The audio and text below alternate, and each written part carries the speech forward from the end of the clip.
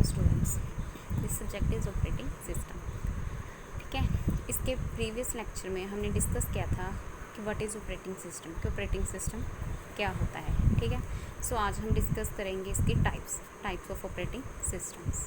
ठीक है, जहाँ पर इसकी टाइप्स हैं batch operating system, multi programming operating system, multi processing operating system, distributing operating system and real time operating system. ठीक है, सो फर्स्ट ऑफ ऑल हम डिस्कस करेंगे बैच ऑपरेटिंग सिस्टम कि बैच ऑपरेटिंग सिस्टम क्या होता है। ठीक है, so batch operating system. In batch operating system the computer systems only did one thing at a time.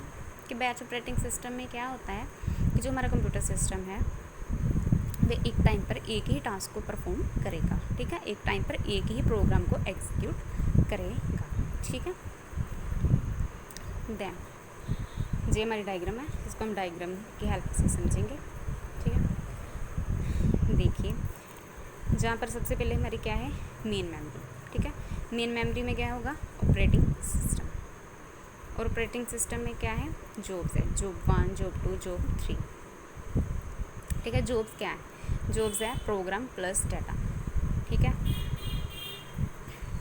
Data क्या है, प्रोग्राम तो आपको पता ही है ना। डाटा क्या है, डाटा क्या है कि अगर एग्जीक्यूशन के टाइम पर जॉब को इनपुट और आउटपुट की ज़रूरत पड़ जाती है। ठीक है, तो वह वहाँ से उसको पिक कर लेगा। ठीक है, एग्जीक्यूशन के टाइम पर अगर उसको इनपुट आउटपुट की ज़रूरत पड़ेगी तो वह उसको वहाँ से कैरी कर लेगा। ठीक है, देन हम समझते देन क्या है,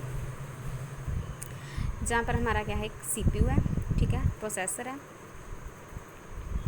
ठीक है, इसमें क्या होगा कि हम क्या करेंगे कि ऑपरेटिंग सिस्टम जो है वो J1 को, जॉब 1 को एलोकेट करेगा सीपीयू को एग्जीक्यूशन करवाने के लिए। ठीक है, क्या करेगा, जो ऑपरेटिंग सिस्टम है उसने J1 जॉब है उसको सीपीयू को एलोकेट किया है एग्जीक्यूशन के लिए। ठीक है, अब हमारा J1 था वो कहाँ चला गया, सीपीयू के अंदर, ये रहा J1। ठीक है, सीपीयू के अंदर आ गया एग्जीक्यूशन के लिए। ठीक है, अब जो हमारा J1 है, ठीक है, इसको इनपुट आउटपुट ऑपरेशन की ज़रूरत पड़ गई है। ठीक है, सो ये क्या करेगा, इनपुट आउटपुट ऑपरेशन के लिए रिक्वेस्ट करेगा। ठीक है, अगर रिक्वेस्ट ग्रांट हो जाती है तो ये क्या करेगा, इनपुट आउटपुट ऑपरेशन को यूज़ करेगा। ठीक है, सो हमारा J1 जहाँ से हटकर कहाँ आ गया, इनपुट आउटपुट ऑपरेशन में, जहाँ पर J1 आ गया। ठीक है, J1 हमारा जहाँ पर आ गया। जब J1 जहाँ से हटकर जहाँ पर आ गया उस टाइम में हमारा जो CPU है, हमारा जो प्रोसेसर है वो क्या है, एम्प्टी पड़ा है, खाली है। ठीक है, अब क्या होगा कि जब इनपुट आउटपुट ऑपरेशन परफॉर्म होगा तो हमारा जो J1 है टर्मिनेट हो जाएगा। ठीक है, कि वो एग्जीक्यूट हो गया, फिनिश हो गया। ठीक है, तो इसमें क्या होता है कि जो बैच ऑपरेटिंग सिस्टम है उसमें एक टाइम में एक ही जॉब को हम एग्जीक्यूट कर सकते हैं। ठीक है, उसमें क्या होगा कि उसका एक टाइम पे एक ही जॉब पर फोकस होगा। जैसे कि वो J1 को कर रहा था, इस टाइम J1 को उसने सीपीयू को एलोकेट किया तो सीपीयू ने उसको इनपुट आउटपुट के ऑपरेशन की ज़रूरत पड़ेगी, वह इसके पास चला गया। तो उस टाइम पे हमारा सीपीयू क्या था, एम्प्टी पड़ा था। तो हम ऐसा नहीं कर सकते कि J2 उतनी देर तक J2 सीपीयू को यूज़ कर सके। ठीक है, बैच ऑपरेटिंग सिस्टम में ऐसा नहीं है। ठीक है, इसमें क्या होता है कि एक टाइम पे एक ही टास्क परफॉर्म होगा। ठीक है, देन जब वो फिनिश हो जाएगा, इनपुट आउटपुट ऑपरेशन परफॉर्म करने के बाद जब वो टर्मिनेट हो जाएगा, फिनिश हो गया, देन ही नेक्स्ट जॉब सीपीयू को एलोकेट कर सकते हैं। ठीक है, देन ठीक है, समझ आ गया। देन हम इसके देखेंगे advantage of batch operating system. क्या है कि increased performance because of when one job is finished then next job is allocated in the CPU। वही कि अगर एक जॉब फिनिश होगी देन ही हम CPU को नेक्स्ट जॉब एलोकेट कर सकेंगे।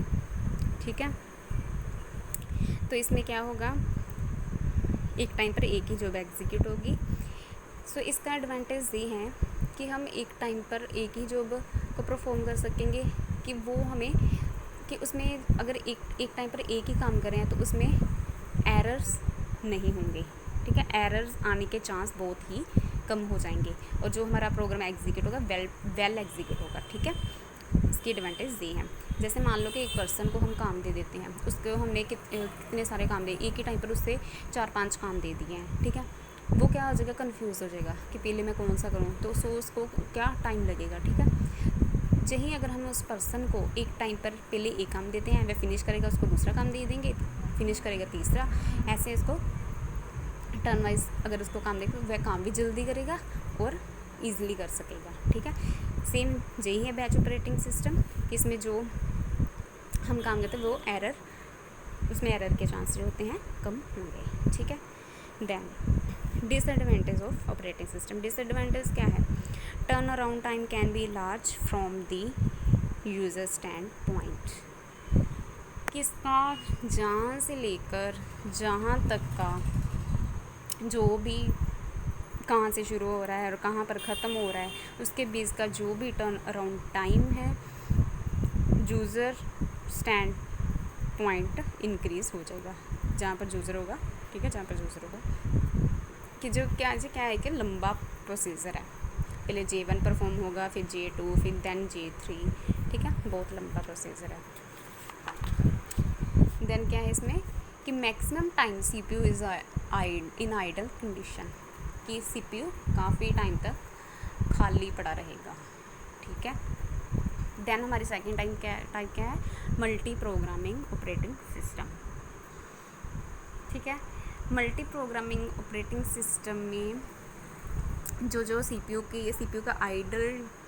CPU आइडल रहता है, ठीक है, एम्प्टी होता है, उसकी ड्रॉबैक को दूर करने के लिए हम मल्टी प्रोग्रामिंग ऑपरेटिंग सिस्टम को हम नेक्स्ट लेक्चर में डिस्कस करेंगे। ओके।